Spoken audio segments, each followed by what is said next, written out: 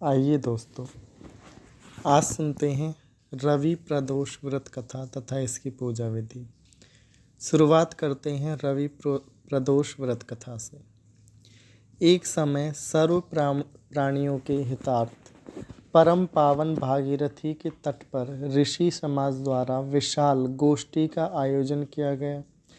इस सभा में व्यास जी के परम शिष्य पुराण वेत्ता सूत जी महाराज हरि कीर्तन करते हुए पधारे। सूत जी को आते हुए देखकर शौनक आदि 88,000 ऋषि मुनियों ने खड़े होकर उन्हें दंडवत प्रणाम किया। महाज्ञानी सूत जी ने भक्ति भाव से ऋषियों को हृदय से लगाया तथा आशीर्वाद दिया। विद्वान ऋषिगण तथा सब शिष्य आसनों पर विराजमान हो गए। शौनकादि ऋषि ने पूछा, हे पूज्यवर महात्मे, कृपया यह बताने का कष्ट करें कि मंगलप्रद कष्ट निवारक यह व्रत सबसे पहले किसने किया और उसे क्या फल प्राप्त हुआ। श्री सूत जी बोले, आप सभी शिव के परम भक्त हैं। आपकी भक्ति को देखकर मैं व्रती मनुष्यों की कथा कहता हूँ। ध्यान से सुनो। एक गांव में अति दीन ब्राह्मण निवास करता था। उसकी साध्वी स्त्री प्रदोष व्रत किया करती थी। उसे एक ही पुत्र रतन था। एक समय की बात है, वह पुत्र गंगा स्नान करने गया। दुर्भाग्यवश मार्ग में चोरों ने उसे घेर लिया और वे कहने लगे कि हम तुम्हें मारेंगे नहीं, तुम अपने पिता के गुप्त धन के बारे में हमें बता दो। बालक दीन भाव से कहने लगा कि बंधुओं, हम अत्यंत दुखी दीन हैं, हमारे पास धन कहाँ है।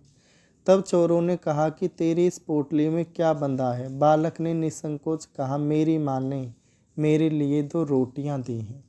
यह सुनकर चोरों ने अपने साथियों से कहा कि साथियों, ये बहुत ही दीन दुखी मनुष्य है, अतः हम किसी और को लूटेंगे। इतना कहकर चोरों ने उस बालक को जाने दिया। बालक वहाँ से चलते हुए एक नगर में पहुँचा। नगर के पास एक बरगद का पेड़ था। वह बालक उसी बरगद के वृक्ष की छाया में सो गया। उसी समय उस नगर के सिपाही चोरों को खोजते हुए उस बरगद के वृक्ष के पास पहुँचे और बालक को चोर समझकर बंदी बना राजा के पास ले गए। राजा ने उसे कारावास में बंद करने का आदेश दिया। ब्राह्मणी का लड़का जब घर नहीं लौटा तब उसे अपने पुत्र की बड़ी चिंता हुई। अगले दिन प्रदोष व्रत था। ब्राह्मणी ने प्रदोष व्रत किया और भगवान शंकर से मन ही मन अपने पुत्र की कुशलता की प्रार्थना करने लगी। भगवान शंकर ने उस ब्राह्मणी की प्रार्थना स्वीकार कर ली। उसी रात भगवान शंकर ने उस राजा को स्वप्न में आदेश दिया कि वह बालक चोर नहीं, उसे प्रातःकाल छोड़ दे, अन्यथा उसका सारा राज्य वैभव नष्ट हो जाएगा। प्रातःकाल राजा ने शिवजी की आज्ञा अनुसार उस बालक को कारावास से मुक्त कर दिया। बालक ने अपनी सारी कहानी राजा को सुनाई। राजा वृत्तांत सुनकर अपने सिपाहियों को आदेश देकर उस बालक को घर भेजा और उसके माता पिता को दरबार में बुलाया। उसके माता पिता बहुत ही भयभीत थे। राजा ने उन्हें भयभीत देख कर के कहा, आप भयभीत ना हो, आपका बालक निर्दोष है। राजा ने ब्राह्मण को 5 गांव दान में दिए, जिससे कि वे सुखपूर्वक अपना जीवन व्यतीत कर सके। भगवान शिव की कृपा से ब्राह्मण परिवार आनंद से रहने लगा। अब हम सुनेंगे रवि प्रदोष व्रत की पूजा विधि। रवि प्रदोष व्रत का पालन करने वाले व्यक्ति को प्रातः उठकर स्नान आदि से निवृत्त होकर स्वच्छ हो जाना चाहिए। तत्पश्चात पूजा स्थल को स्वच्छ कर सूर्यदेव, भगवान शिव व देवी पार्वती का आवाहन करें।